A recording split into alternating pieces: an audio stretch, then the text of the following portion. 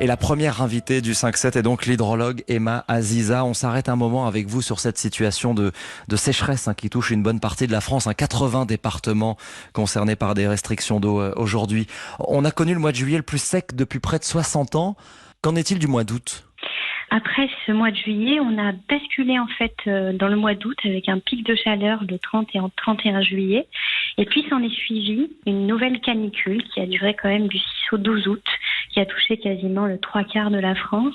Et donc déjà le mois de juillet avait été extrêmement sec, le mois d'août s'est avéré extrêmement chaud et donc a accentué ces effets de sécheresse au niveau des sols et au niveau des nappes, si vous voulez. Donc cette pression, ce stress hydrique qui a été apporté a vraiment accentué de manière globalisée la situation de sécheresse. Ça veut dire que l'été 2020 restera comme l'une des pires sécheresses qu'on ait connues en France ? Les 3 pires sécheresses, c'est vraiment 2018, 2019 et 2020, à chaque fois avec des caractéristiques différentes, touchant des zones différentes. Là, par exemple, la région Aquitaine n'a pas été concernée.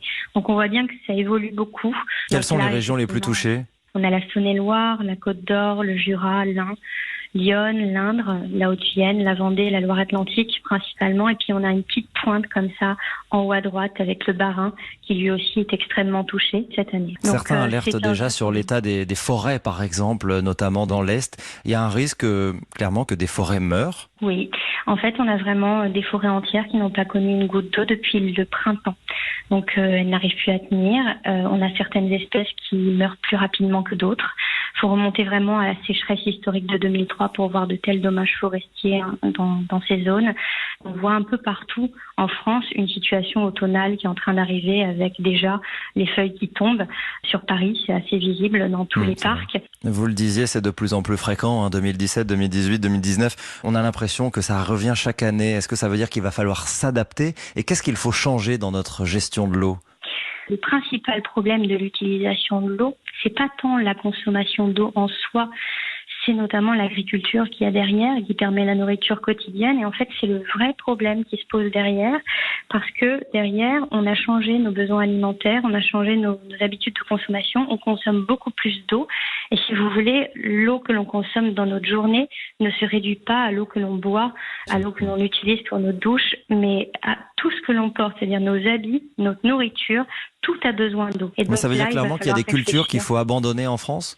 Il va falloir mener une réflexion extrêmement profonde parce qu'on voit que tout le monde est touché. Tous les types de métiers sont touchés. Les céréaliers, les viticulteurs, les maraîchers, les éleveurs, tout le monde a besoin d'eau. Ils ont tous souffert de cette sécheresse. Et à un moment donné, on ne peut plus compenser sur le plan financier uniquement ces pertes. Je pense qu'il faut transformer, complètement adapter et avoir une réflexion à l'échelle globale, parce qu'à un moment donné, on ne peut plus continuer à penser les plaies.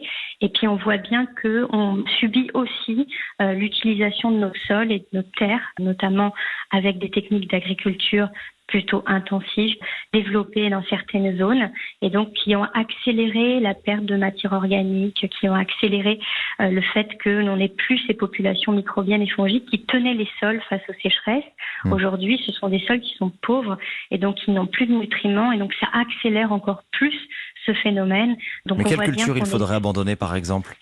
C'est une vraie réflexion qui peut se poser, mais qu'on ne peut pas décider à l'échelle globale. C'est-à-dire que chaque territoire a un sous-sol géologique, a un type d'aquifère, et donc il va pouvoir accepter un type d'agriculture.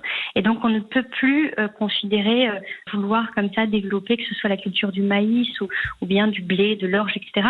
On ne peut pas décider comme ça de manière généralisée de dire non, il faut absolument arrêter le maïs. C'est certain qu'à un moment donné, le maïs consomme énormément d'eau durant les périodes estivales, donc là où on a le moins d'eau en France, et donc on arrive à des taux quand même utilisés par l'agriculture jusqu'à 80% d'eau qui est utilisée justement pour ces espèces qui sont extrêmement demandeuses d'eau.